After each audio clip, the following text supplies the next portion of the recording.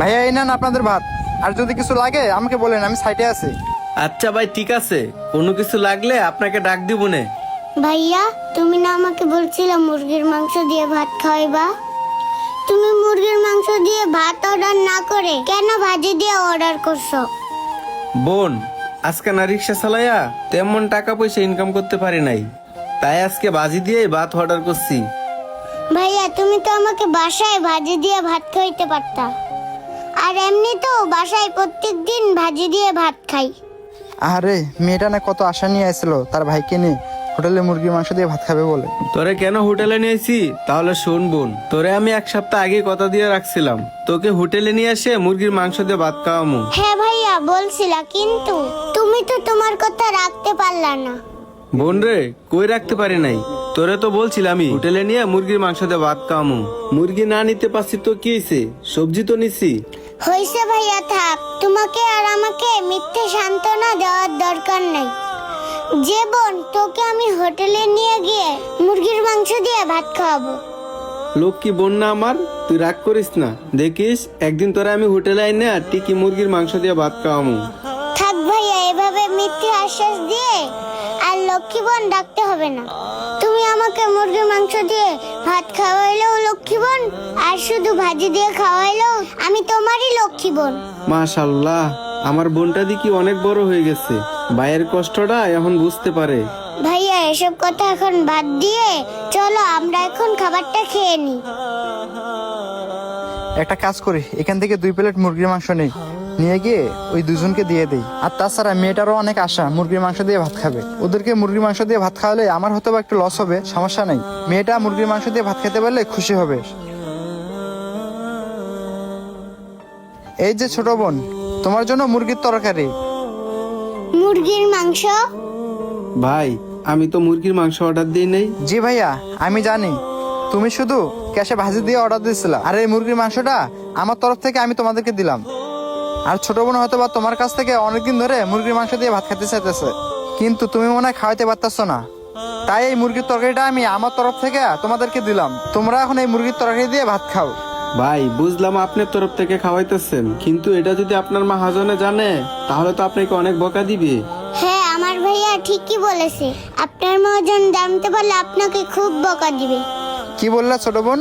বকা? আমাদের মতো গরিবদের আবার বকা শূন্য অবস্থা আছে। সমস্যা নেই ছোট বোন, তুমি এখন এই মুরগির তরকারি দিয়ে ভাতগুলো খাও।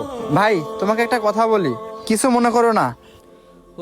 বোন তোমার কাছ থেকে মুরগির মাংস দিয়ে ভাত খেতে চাইছে, তুমি হয়তো বা খাওয়াতে পারতেছো না, কিন্তু সে তো আমারও বোন হতে পারতো, আর আমার কাছে তো সেম আবদারটাও করতে পারতো। তাই ভাবলাম আমি না হয় ভাই হিসাবে ছোট বোনের চাওয়াটা পূর্ণ করি। ভাই আর আপু, এত কিছু ভাইবো না, এখন মুরগির তরকারিটা নিয়ে ছোট বোনকে খাবারটা খেয়ে দাও, সাথে তুমিও খাও। আর মহাজনের কথা বলতেছেন, মহাজন যদি কিছু বলে আমি বলবো নি আমার বেতন থেকে মাংসের টাকাটা কেটে রাখতে। বোন, আমি তোমারে গোস্ত দিয়ে না খাওয়াইতালে কি হয়েছে? রিজিকের মালিক তো একমাত্র উপরওয়ালা। দেখো, কাউকে না কাউকে দিয়ে তোমার মনের আশাটা পূর্ণ করছে। আর কার রিজিকে কি খাবার রাখছে সেটা একমাত্র উপরওয়ালাই ভালো জানে। বুঝলাম না জীবন, 2 দিন পর পর ফিরিতে খালি মানুষের ডাইকা ডাইকা না খাওয়া, আসলে ওর উদ্দেশ্যটা কি? আসলে সেটা তো আমার জানার দরকার। আচ্ছা, আমি ওর কাছে একটু যাই, জিজ্ঞাসা করি আসলে বিষয়টা কি। যাই হোক, এখন তুমি এই মুরগির মাংসটা দিয়া ভাতগুলা খেয়ে নাও।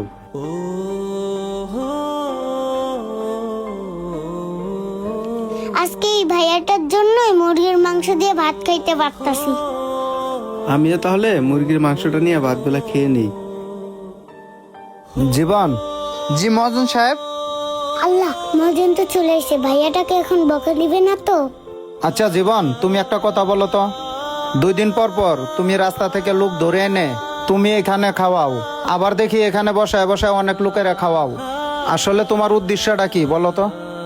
আসলে মহাজন সাহেব, আমি যখন খাবার দিতে আসি তখন আমি তাদের সামনে দাঁড়িয়ে অনেক কিছু শুনতে পারি, তখন তাদের ওইসব কথা শুনে আমার অনেক কষ্ট লাগে। তাই মহাজন সাহেব, তাদেরকে আমি কখনো মুরগির মাংস দিয়ে ভাত দেই, কিংবা কখনো গরুর মাংস দিয়ে ভাত দেই। কিন্তু জীবন, তুমি যে কয় টাকা বেতন পাও সে অর্ধেক টাকা তো তোমার বেতন থেকে কাটা যায় তাদের জন্য। তুমি যে ওদেরকে খাওয়াচ্ছ, আমি কিন্তু মাস শেষে তোমার বেতন থেকে কেটে নিব। সমস্যা নেই মহাজন সাহেব, আপনি বেতন থেকেই কেটে রাখেন। কিন্তু মহাজন সাহেব, এটা সত্যি, আমি ওদেরকে এভাবে খাওয়ায় যে শান্তিটা পাই, সেই শান্তিটা আমি কোনো কাজের ভিতরেই খুঁজে পাই না। আর মহাজন সাহেব, আমরা বাঁচবই বা কতদিন? এত টাকা পয়সা, এত ধন সম্পদ দিয়ে কি হবে? আমরা তো সেগুলোর কোনোটাই কবরে নিয়ে যেতে পারবো না। আর আমি তাদেরকে একটু খাওয়াইলে দেখা যায় কি মহান আল্লাহ তাআলা খুশি হন, আর আমি একটু শান্তি খুঁজে পাই। আসলে জীবন, তুমি যেভাবে এই বিষয়টারে দেখতেছ, আমি আসলে সেভাবে কখনো ভেবে দেখি নাই। আজকে না সত্যি তোমার কথা শুনে আমার বিবেকের পর্দাটা খুলে গেল। আরেকটা কথা জীবন, এতদিন যে তুমি গরিব অসহায়দেরকে খাওয়াইতা, ওই টাকাটা কিন্তু সবসময় আমি তোমার কাছ থেকে কেটে নিছি।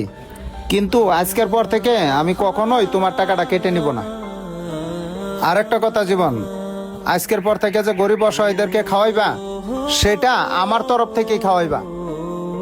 সত্যি মহাজন সাহেব, আপনি আজকে আমাকে যে কথাটা বললেন, আপনার কথাটা শুনে আমার বুকটা ভরে গেল। আমি আল্লাহ তাআলার কাছে দোয়া করি, আল্লাহ তাআলা যেন আপনার মনটা আরো অনেক বড় করে দেয় এবং আপনার ব্যবসায় বরকত দান করেন। দেখো জীবন, এই ভাইটার আর এই বোনটার আরো কিছু লাগে কিনা, যদি লাগে তাহলে ওখান থেকে এনে দাও, আমি ক্যাশে বসি। ঠিক আছে জীবন? আমাদের বর্তমান সমাজে এরকম অনেক লোকেই আছে, তাদের ইচ্ছেগুলোও তারা সবকিছুই কিনে খেতে পারে না। আমাদের ভিডিওটি ভালো লাগলে অবশ্যই শেয়ার করে সকলকে দেখার সুযোগ করে দেবেন। ধন্যবাদ সবাইকে।